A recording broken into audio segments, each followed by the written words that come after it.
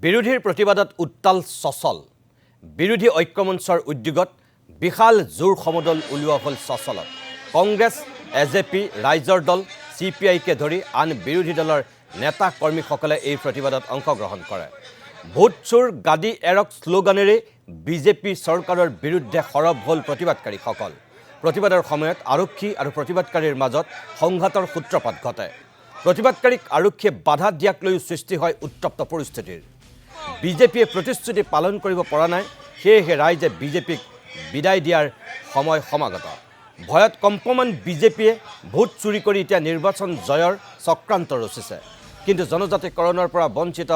6 জনগোষ্ঠী নিবনুৱা যুৱক যুৱতী মূল্যবৃদ্ধিয়ে কুঙা কৰা জনতাই এইবাৰ বিজেপিক ৰেহাই নিদিয়ে বুলি আক্ৰমণৰ লক্ষ্য কৰিছে বিজেপিক বিৰোধীয়ে ভোট চুৰি কাৰ্যৰ বিৰুদ্ধে উচিত তদন্ত কৰাৰ দাবীৰে এই প্ৰতিবাদ সাব্যস্ত কৰা হৈছে প্ৰতিবাদী কাৰ্যসূচীত অংশগ্ৰহণ কৰি বিদেশী বিতৰণক লৈ অমিত শাহে নতুনকৈ দিয়া প্ৰতিশ্ৰুতিকো সমালোচনাৰে থকা সৰকা কৰিছে বিৰোধী নেতৃত্বই মাত্ৰ এটাই বাৰ্তা যে ভোট চোৰ গাদী এৰক ভোট চোৰ গাদী চোৰ এই বাৰ্তা লৈ আমি সকলোৱে আগবাঢ়ি যামগৈ পৰিৱৰ্তনৰ স্লোগান দি বিজেপি ক্ষমতালৈ আহিছিল আৰু বিজেপিয়ে এখন ভিজন ডকুমেণ্ট উলিয়াইছিল যে কংগ্ৰেছে 60 বছৰত কৰিব নোৱাৰা কাম বিজেপিয়ে 60 মাহত কৰি দিব এতিয়া 10 বছৰ সম্পূৰ্ণ হোৱাৰ পাছত যিবিলাক মূল প্ৰতিশ্ৰুতি দি বিজেপি ক্ষমতালৈ আহিছিল সেই প্ৰতিশ্ৰুতিবিলাক এটাও সম্পূৰ্ণ কৰিব নোৱাৰিলে ৰাইজে ইতিমধ্যে সিদ্ধান্ত লৈছে যে দিছপুৰৰ পৰা বিজেপি চৰকাৰক উফুৰাই পেলাই কংগ্ৰেছ দলৰ নেতৃত্বত আগন্তুক বিধানসভা নিৰ্বাচনত ৰাইজে চৰকাৰ গঢ়াৰ যি সংকল্প লৈছে তাত আজি ভাৰতীয় জনতা পাৰ্টি আৰু অসমৰ মুখ্যমন্ত্ৰী হিমন্ত বিশ্ব শৰ্মা ডাঙৰীয়া আজি থৰহৰি কম্পমান হৈছে আৰু সেইকাৰণে তেওঁলোকে ইলেকশ্যন জিকিবৰ কাৰণে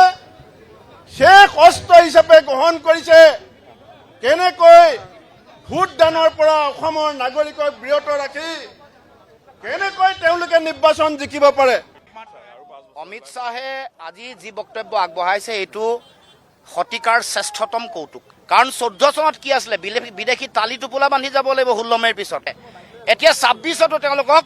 যদি আপোনালোকে চাই বিদেশী নাগৰিক চিনাক্তকৰণ বহিষ্কৰণৰ যদি তালিকা চাই এই বিজেপি চৰকাৰৰ দিনত আটাইতকৈ কম সংখ্যক বিদেশী চিনাক্তকৰণ হৈছে বহিষ্কৰণ হৈছে আৰু আটাইতকৈ যদি লুণ্ঠিত হৈছে অসমৰ জনগণ মুখ্যমন্ত্ৰীৰ পৰিয়ালক ধনী কৰিবলৈ তেওঁক ব্যৱস্থা লাগে আৰু লগত থকা কেইগৰাকীমান তেজমঙহৰ সম্পৰ্ক নথকা ভায়েক আছে তেওঁলোকক ধনী কৰিব লাগে এইটো কাৰণেতো চৰকাৰ কৰিছে চাৰিওফালে দুৰ্নীতিৰ অবাধ যিটো বজাৰ সাম্ৰাজ্য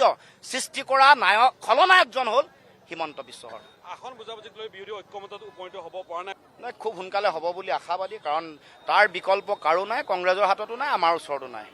ঐক্যবদ্ধ নহ'লে বিজেপিক পৰাভূত কৰিব নোৱাৰিব দেশৰ ৰাজনৈতিক প্ৰেক্ষাপটে কয় আৰু সেইকাৰণে কৈছোঁ যে সকলোৱে এই নীতিটো যাতে মানি চলে সন্মান আৰু এৰা ধৰা সন্মান সহকাৰে সকলোৰে লগত গোটেই দিনটো হ'লে খুব সোনকালে এই বিষয়টো নিষ্পত্তি হ'ব আৰু বিজেপি পৰাজিত হোৱাটো 100% খাটাং নহয় সেইকাৰণে কৈছোঁ সোনকালে তাৎক্ষণিকভাৱে হ'ব লাগে দেৰি কৰিব নালাগে সোনকালে কৰিব লাগে আৰু ৰাইজৰ জনগণৰ ওচৰলৈ যাব লাগে ভোট ট্ৰেন্সফাৰ কথা